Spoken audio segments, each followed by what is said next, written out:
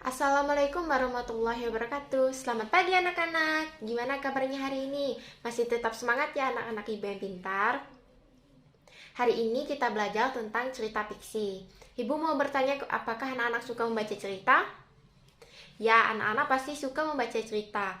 Karena dengan membaca cerita, kita juga bisa menambahkan pengetahuan. Cerita apa yang anak-anak pernah baca di rumah? Ya, seperti cerita si kancil, kelinci yang sombong, dan masih banyak lagi tentunya ya anak-anak. Apa cerita yang terkenal di lingkungan anak-anak? Ya, salah satunya asal-usul tempat tinggal kita. Ya, betul anak-anak. Masih banyak cerita yang lain juga. Di sini, ibu punya satu cerita fiksi yang berjudul Asal Mula Telaga Warna. Silahkan anak-anak dengar dan amati cerita yang ibu bacakan. Baik, langsung saja ibu mulai anak-anak. Asal mula Telaga Warna. Dahulu kala di Jawa Barat ada raja dan permaisuri yang belum dikaruniai anak. Padahal mereka sudah bertahun-tahun menunggu. Akhirnya raja memutuskan untuk bertapa di hutan. Di sana raja terus berdoa kepada Yang Maha Kuasa. Raja meminta agar segera dikaruniai anak. Doa raja pun terkabul. Permaisuri melahirkan seorang bayi perempuan. Raja dan permaisuri sangat bahagia. Seluruh rakyat juga bersukacita menyambut kelahiran putri raja. Raja dan permaisuri sangat menyayangi putrinya. Mereka juga sangat memanjakannya. Segala keinginan putrinya pasti dituruti. Tak terasa, putri raja telah tumbuh menjadi gadis yang cantik. Hari itu, dia berulang tahun ke-17. Raja mengadakan pesta besar-besaran. Semua rakyat diundang ke pesta. Raja dan permaisuri telah menyiapkan hadiah istimewa berupa kalung. Kalung terbuat dari untayan permata berwarna-warni. Saat pesta berlangsung, raja menyerahkan kalung itu. Kalung ini hadiah dari kami. Lihat, indah sekali bukan? Kau pasti menyukainya, kata raja kepada putri. Raja bersiap mengalungkan kalung itu ke leher putrinya. Sungguh di luar dugaan. Putri menolak mengenakan kalung itu. Aku tak suka kalung ini, ayah, tolak putri dengan kasar. Raja dan permaisuri terkejut. Kemudian permaisuri berusaha memujuk putrinya dengan lembut. Permaisuri mendekat dan hendak memakaikan kalung itu ke leher putrinya. Aku tidak mau, aku tidak suka kalung itu jelek, teriak putri sambil menepis tangan permaisuri. Tanpa sengaja, kalung itu terjatuh, permata-permatanya tercerai-berai di lantai. Permaisuri sangat sedih. Permaisuri terduduk dan menangis. Tangisan permaisuri menghayat hati. Seluruh rakyat yang hadir turut menangis. Mereka sedih melihat tingkah laku putri yang mereka sayangi. Tidak disangka, air mata yang tumpah ke lantai berubah menjadi aliran air. Aliran air yang menghanyutkan permata-permata yang berserakan.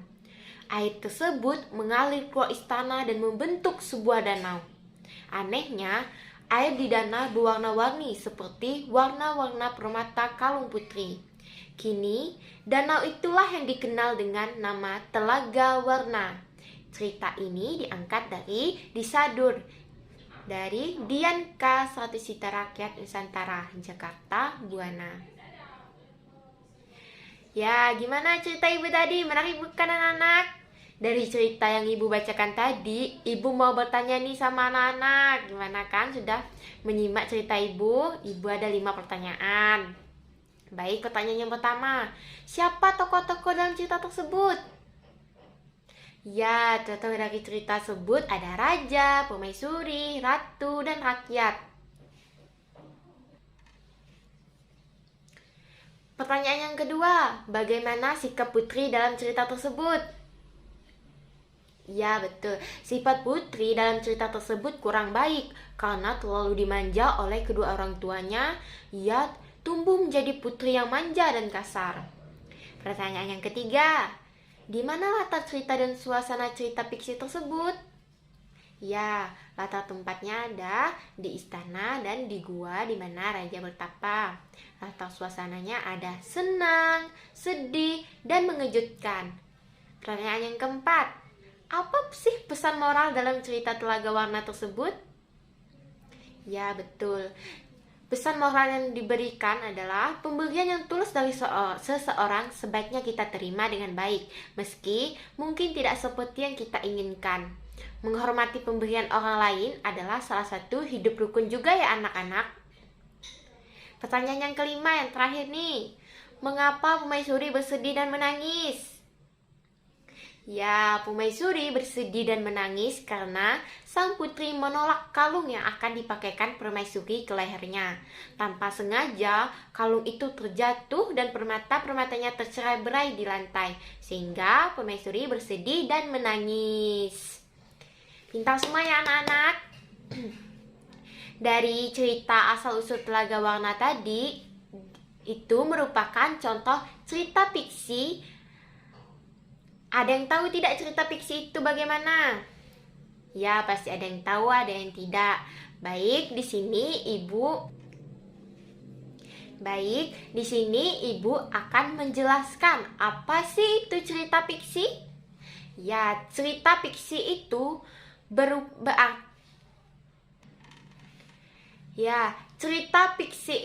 berarti cerita yang tidak terjadi sebenarnya. Secara lebih luas, pengertian cerita fiksi adalah sebuah karya sastra yang bersifat imajinasi atau hayalan dari penulis dan bukan kejadian yang sebenarnya. Ciri-ciri cerita fiksi antara lain ada fiksi yang sifatnya rekaan atau imajinasi dari pengarang. Yang kedua, dalam fiksi terdapat kebenaran yang relatif atau tidak mutlak. Yang ketiga, umumnya fiksi menggunakan bahasa yang bersifat konotatif atau bukan yang sebenarnya. Yang keempat, karya fiksi tidak memiliki sistematika yang baku. Dan yang kelima, umumnya karya fiksi menyasar emosi atau perasaan pembaca, bukan secara logika. Dan yang keenam, dalam karya fiksi terdapat pesan moral atau amanat tertentu. Yang ketiga, ada jenis-jenis cerita fiksi. Jenis-jenis cerita fiksi ini, yang pertama ada novel, roman, cerpen, dan masih banyak lain jenis-jenis cerita fiksi. Dan yang keempat, cerita fiksi memiliki struktur. Struktur dari cerita fiksi salah satunya ada abstrak, orientasi, komplikasi, evaluasi, resolusi, dan reorientasi. Yang kelima ada unsur cerita fiksi. Dalam unsur cerita fiksi terbagi menjadi dua, yaitu unsur intrinsik dan unsur ekstrinsik. Unsur intrinsik ini adalah dari dalam, yang meliputi ada tema, tokoh, alur atau plot, konflik, klimaks, latar, amanat, dan ada sudut pandang. Unsur yang kedua ada unsur ekstrinsik, unsur yang berasal dari luar, namun sangat mempengaruhi jalannya sebuah cerita fiksi.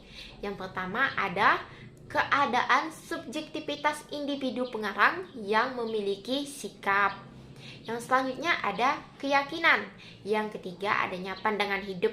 Keseluruhan akan mempengaruhi karya yang ditulisnya. Yang keempat ada psikologi. Psikologi ini berupa psikologi seperti ekonomi, politik, dan sosial dari seorang pengarang. Yang selanjutnya ada pandangan hidup suatu bangsa. Yang selanjutnya ada berbagai karya seni lain dan lain sebagainya. Yang selanjutnya ada kaidah kebahasaan teks cerita fiksi, kaidah kebahasaan cerita dan kaidah kebahasaan cerita fiksi. Yang selanjutnya contoh lain dari cerita fiksi. Seperti tadi ada asal usul Telaga Warna, ada juga Danau Toba, Sangkuriang, dan masih banyak lagi. Baik anak-anak, mengingat waktu kita sudah hampir habis, Ibu akan akhiri pembelajaran kita hari ini. Kesimpulan pembelajaran tadi adalah, jadilah anak yang baik dan terima apapun yang orang tua berikan. Selanjutnya, cerita fiksi adalah sebuah karya sastra yang bersifat imajinasi atau hayalan dari penulis dan bukan kejadian yang sebenarnya. Baik, sebelum pulang, Ibu punya 5 soal untuk dikerjakan di rumah ya anak-anak. Nanti Ibu akan bagikan. Untuk pertanyaan yang pertama, di mana raja bertapa? Yang kedua, sebutkan ciri-ciri cerita fiksi. Yang ketiga, apa pengertian sudut pandang? Yang keempat, apa pengertian roman? Dan yang kelima, buatlah cerita fiksi. Dikerjakan dan dikumpulkan minggu depan ya anak-anak. Sekian dulu pembelajaran kita hari ini. Semoga bermanfaat. Jangan lupa belajar di rumah lagi ya. Baik, sebelum kita mulai, marilah kita berdoa menurut agama dan kepercayaan kita masing-masing. Berdoa dimulai. Berdoa selesai. Baik, hati-hati dan sampai jumpa di minggu depan. Assalamualaikum warahmatullahi wabarakatuh. Dadah semua anak-anak ibu.